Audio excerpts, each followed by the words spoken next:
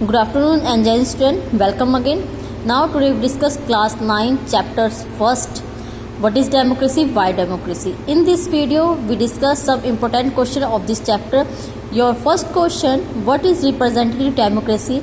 Discuss the significance in the contemporary world and explain the representative democracy. Why is the representative democracy the most common form of government in modern times? Explain any 4 reasons. When the majority of people rule through their elected representative, this is called representative democracy. जब जो majority के लोग होते हैं जो अपने representative को elect करते हैं, वो जब हमारे बिहाफ पे कोई भी डिसीजन लेते हैं उसको रिप्रेजेंटेटिव डेमोक्रेसी बोला जाता है. Secondly, the most common form that democracy takes in our times is that of representative democracy. In a democracy all the people do not rule direct by the people is not possible. In a democracy, all the people do not rule, direct rule by the people is not possible. जिस democracy में the most इस time world में सबसे ज़्यादा common जो है democracy है representative democracy, because इतने सारे लोग एक साथ डायरेक्टली नहीं रूल कर सकते हैं. ये पॉसिबल नहीं है कि एक साथ इतने सारे लोग एक ही जगह कोई भी किसी भी एक बात पे डिसीजन ले सके या एक जगह कलेक्ट हो सके. ठीक है. And so in a democracy gathering भी नहीं हो सकती है एक साथ इतने सारे लोगों की. So in a democracy the majority is allowed to take decision on behalf all the people. Even the majority does not rule directly, it rules through the elected representatives. Democracy में जो रिप्रेजेंटेटिव होते हैं, जैसे हमने starting में बताया, वो हमारे बिहाफ पे डिसीजन लेते हैं, जिन रिप्रेजेंटेटिव को हम इलेक्ट करते हैं. And third, a representative democracy becomes necessary. Modern democracies comprise a large number of people. It is physically impossible for them to sit or collect together at a place and take a collective decision. Because modern democracy में representative democracy आज famous है और ज़रूरी भी है कि लोगों के लिए डिसीजन लिए जाए, लोगों के द्वारा लिए जाए. और कहीं ना कहीं फिजिकली ये इम्पॉसिबल है कि इतने सारे लोग एक जगह गैदर हो सके और एक साथ डिसीजन ले सके. सो रिप्रेजेंटेटिव डेमोक्रेसी इसलिए ज़रूरी है.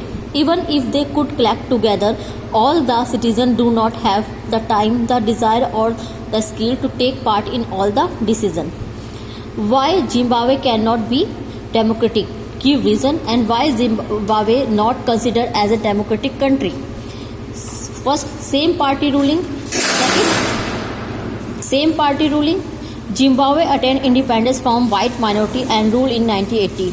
And since then, the country has been ruled by the ZANU-PF. Its leader Robert Mugabe has been ruling the country since independence. 1980 के बाद जब जिम्बाब्वे को वाइट माइनॉरिटी से आज़ादी मिली थी, उसके बाद वहाँ पे कंटिन्यू रॉबर्ट मुगेबे ने ही शासन किया. And unfair election. Secondly, election have been held regularly and always won by the ruling party and they have not been free and fair. वहाँ पे जो इलेक्शन होते हैं वो फेयरली नहीं होते हैं, कंटिन्यू एक ही पार्टी वहाँ पे रूल करती आई है. Change the constitution to favour the government. President Mugabe appears to be popular but also uses of unfair practice in election. His government has changed the constitution several times to increase the power of the president and make him less accountable. वहाँ पे मुगेबे जरूर वहाँ के लोगों के एक freedom fighter जरूर थे और एक फेमस फेस थे, बट वो इलेक्शन में जीतने के लिए हमेशा अनफेयर चीज़ें यूज़ करते हैं और कभी भी गवर्नमेंट अपनी मन मर्जी से कॉन्स्टिट्यूशन में अमेंडमेंट कर देती है प्रेसिडेंट की पावर को इंक्रीज करने के लिए. Suppression of opposition. Opposition party workers are often harassed and their meeting disrupted by ruling party. और यहाँ तक कि अपोजिशन पार्टी की जो मीटिंग्स वगैरह या उनके वर्कर्स को डिस्टर्ब करना, उनकी मीटिंग को ख़राब करना, ये जो रूलिंग पार्टी है उसकी हैबिट है. And right to freedom missing. और public protest and demonstration against the government are declared illegal. There is a law that limits the right to criticise the president and television radio are controlled by the government. यहाँ तक कि कोई भी opposition party का member और कोई भी public government के अगेंस्ट में प्रोटेस्ट नहीं कर सकती. इसको इलीगल माना जाता है कि वो उसको क्रिटिक नहीं कर सकती है गवर्नमेंट को. और जो वहाँ के टेलीविज़न और रेडियो यानी जो मीडिया है वो भी पूरी तरह से गवर्नमेंट के अंडर में है. And next, absence of independence judiciary. The government has ignored some court judgment that went against it and has a prescribed judges. और कहीं ना कहीं जो जुडिशरी है लाइक अवर इंडिया, जैसे हमारी इंडिया में जो जुडिशरी सिस्टम है वो इंडिपेंडेंट है, बट जिम्बाब्वे में ऐसा नहीं है। वहाँ पे कोर्ट के डिसीजन को भी जो गवर्नमेंट है वो इग्नोर कर देती है, उसे मानती तक नहीं है। Now thank you student, in next video we discuss other topic. Thank you, जय हिंद।